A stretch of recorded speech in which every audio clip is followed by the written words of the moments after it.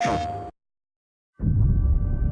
greatest thing about working on a Spider-Man game is that you're working on a Spider-Man game.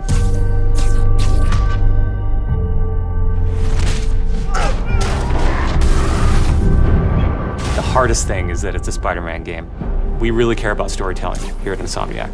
And I think that's how we go into every day we come here. There's this push to really get it right. One of the most compelling things about Spider-Man is just when Peter Parker and Spider-Man's worlds collide. And we've tried really hard to weave the two stories together to create a story that is not necessarily just a superhero story, but a human story as well.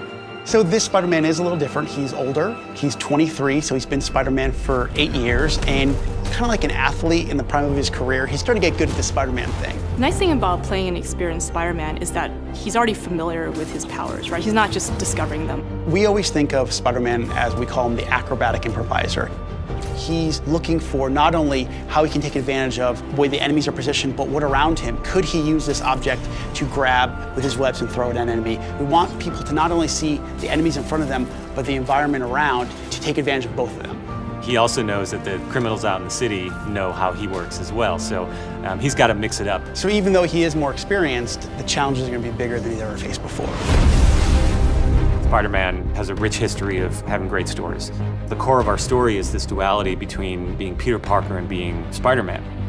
What's cool about Mr. Negative is that he also has a duality. He's got his positive side as Martin Lee, who runs the homeless shelters in the city, but he also has his negative side. When Peter makes the connection that the leader of the inner demons is the guy who my aunt works for, we got the perfect collision of those two worlds.